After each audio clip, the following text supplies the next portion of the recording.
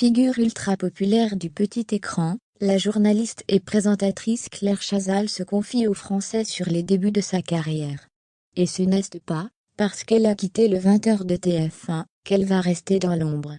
Interrogée par Gala, la star télé fait d'intimes confidences sur sa vie actuelle. À 65 ans, Claire Chazal écrit une nouvelle page du livre de sa vie.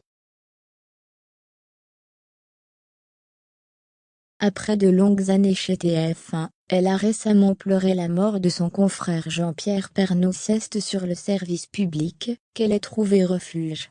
Une carrière qu'elle poursuit dans Passage des Arts et Élysée 2022.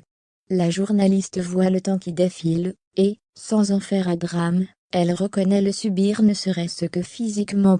Interrogée par Gala, Claire Chazal a donc accepté de se livrer avec sincérité sur la vieillesse, surtout quand on fait comme elle le métier de l'image. Le passage à la soixantaine, l'ancienne compagne de Patrick Poivre d'Arvor, aujourd'hui célibataire, et qui se dit prête à l'amour, ne l'a pas très bien vécu. Son âge, il lui est même impossible à dire, à voix haute. Malgré tout, elle résiste aux coups de bistouri pour améliorer ceci ou cela. C'est un passage très difficile, je le dis et le redis. J'en souffre. En revanche, on peut avoir une vie aussi active qu'à 20 ans, c'est ce que je fais et c'est ma façon de repousser l'idée de l'âge. Concernant la fraîcheur de la peau, c'est peine perdue, mais si je ne suis pas contre des petits arrangements, je préfère une image qui a sa vérité, son histoire, qui n'est pas artificielle. Et cette femme-là est bien plus belle, je crois, dit Hello Magazine. Claire Chazal, qui a démenti pour la seconde fois une rumeur la disant en couple avec l'acteur Roche Dizem, reconnaît aussi que, côté séduction, elle sent que les choses évoluent. C'est beaucoup plus compliqué. Les notions de séduction, de désir s'éloignent, dit elle.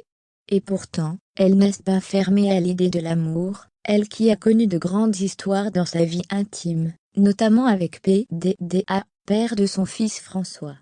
Je crois que c'est difficile de vivre à deux, mais en tout cas, oui à une épaule, oui à un cœur qui bat, je suis prête à aimer de nouveau. Mais je ne pourrais pas envisager une vie sentimentale, qui ne serait pas dictée d'emblée par une passion. C'est une condition sine qua non, ajoute la journaliste. Interview intégrale à retrouver dans Gala, édition du jeudi 3 mars 2022.